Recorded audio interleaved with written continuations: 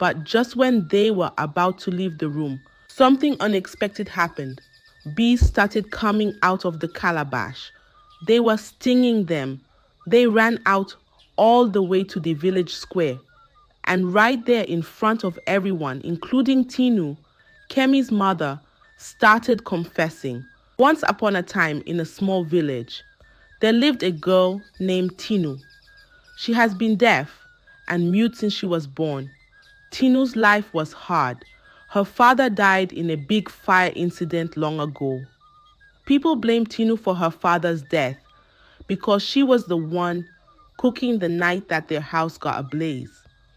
But no one really knew what happened. Tinu lived with her stepmother and stepsister, Kemi.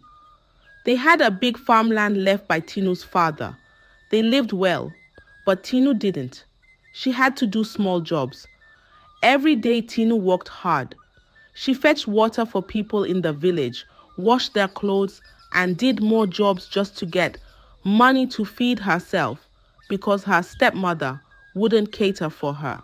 Despite all this hard work, when Tinu came back home in the evening, she still had to cook for her stepmother and Kemi.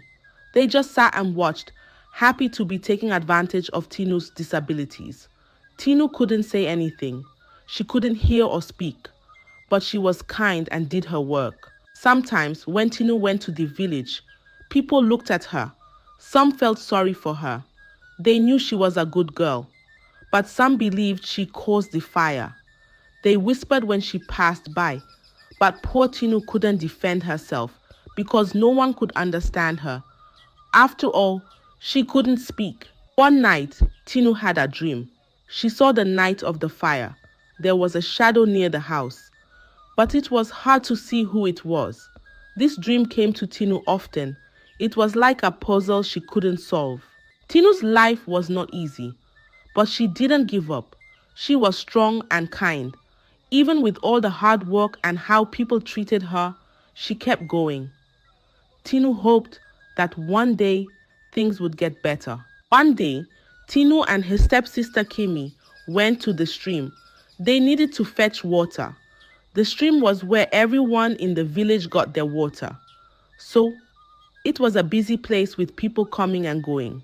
At the stream, they saw an old woman. She was trying to lift a heavy calabash full of water. It looked too heavy for her. Kemi saw the woman but didn't want to help. She just wanted to get her water and go back home. But Tinu was different. She saw the old woman struggling and felt sorry for her. Tinu went to the woman to help. She didn't think twice about it. She took the heavy calabash from the old woman. Kemi was not happy. She told Tinu they didn't have time for this and that if they got home late, she would tell her mother that Tinu was playing in the stream. But Tinu, who couldn't hear, didn't listen. She proceeded to help the woman. The old woman was so thankful. She smiled at Tinu. Tinu felt happy she could help.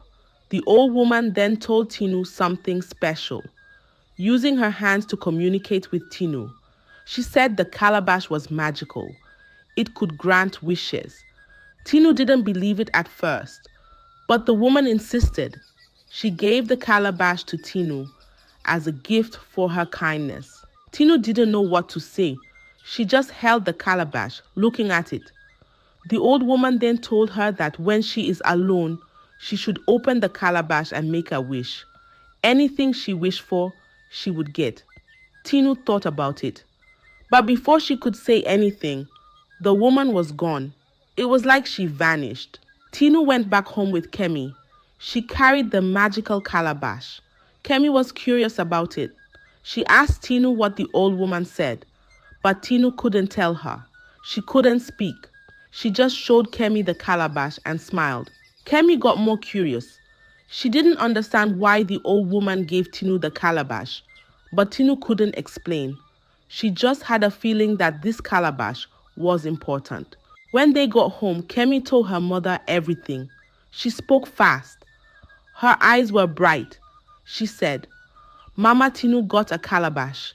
It was given to her by an old woman in the stream." Her mother's eyes grew wide. She started to smile. They both thought of the same thing. They wanted that calabash. Tinu came home later. She had the calabash with her. She was quiet, like always, but she had a small smile. She felt happy about the calabash. She didn't know Kemi had told their mother. Kemi and her mother waited. When Tinu put down the calabash, they took it. They were fast. Tinu turned around, and the calabash was gone. She saw Kemi and her mother with it. Then her stepmother asked, "Where did you get this beautiful calabash and what is its purpose?"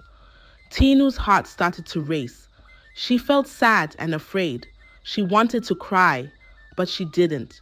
She knew if she didn't tell the truth, her stepmother will beat her. So she explained using sign language with her hands. "It is a magical calabash. I got it from an old woman at the stream. It can grant wishes." Eager to make use of the magical calabash for themselves, Kemi and her mother went to their room. They were excited. They opened the calabash. They wished for money, jewels, and many things. But nothing happened. They tried again, still nothing. They were confused and got real mad. They didn't understand what was going on. But just when they were about to leave the room, something unexpected happened. Bees started coming out of the calabash. They were stinging them. They ran out all the way to the village square. And right there in front of everyone, including Tinu, Kemi's mother started confessing. She said she was the one who set their house on fire when Tinu's father died. She was behind Tinu's mother's death too. And she was the one who made Tinu deaf and mute when she was born. She had used a charm from an herbalist. Tinu stood there, sad, crying. But what nobody knew was, Tinu had already opened the calabash before she got home. Right after she left the old woman, she whispered her wish into it, a wish to be able to speak and hear. And then, in front of everyone, Tinu started to speak. Her voice was clear. Her words were perfect. The villagers couldn't believe their ears. Her stepmother and Kemi were frozen in shock. The villagers listened to Tinu. They were surprised. Some couldn't believe what they were hearing. Tinu stood there, talking to everyone. She told them all about the years of mean treatment she got from her stepmother. Her words were touching, and the villagers listened. They could see her pain. They could feel it. Her stepmother and Kemi, they were ashamed, standing there with everyone looking at them. Tinu's time had come. She felt sad but also relieved. She had been quiet for so long. Now, she was speaking out.